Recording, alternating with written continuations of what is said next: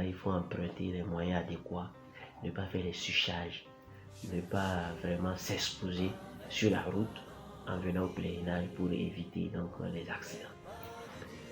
Arrivé sur le site de la grotte, il est important que les populations puissent utiliser les poubelles qui sont positionnées pour jeter les ordures et les déchets qui sont produits. Il faudrait qu'ils puissent les jeter donc dans les poubelles et ne pas les jeter donc pêle-mêle dans la cour de la grotte.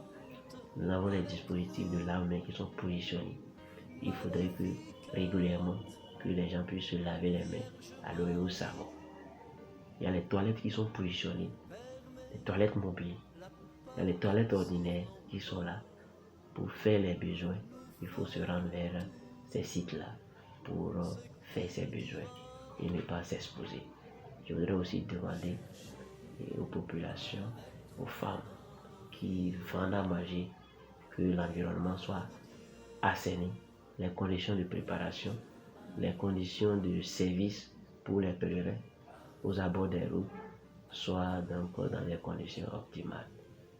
Chaque vendeur doit avoir un dispositif de lavage des mains pour que les pèlerins, les usagers puissent se laver les mains avant de manger. En tout état de cause, nous avons donc une couverture sanitaire qui est en place, des équipes qui sont positionnées. Si quelqu'un sent un malaise, il est important qu'il puisse se rendre donc au site de l'infirmerie pour se faire prendre en charge. Il est important aussi de noter que au cours donc des programmes, il peut y avoir des coups de chaleur au cours de la journée. C'est important que les gens puissent prévoir de quoi s'hydrater régulièrement.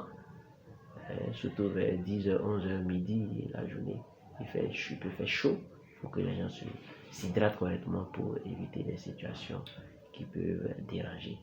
Dans la nuit, c'est important que les gens puissent se protéger contre le froid, se protéger contre les moustiques, se protéger contre toute situation qui peut donc causer des dommages pour leur...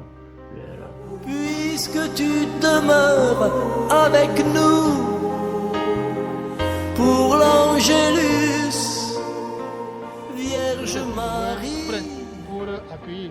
Le local qui sert d'infirmerie aussi est prêt pour accueillir les éventuels patients qui vont être soignés dans ce centre pendant ces 3 jours de pèlerinage. À notre niveau, tout est fait prêt pour accueillir nos frères et sœurs. Et les annonces aussi sur les antennes de radio et de télévision, parce que nous avons une télévision catholique.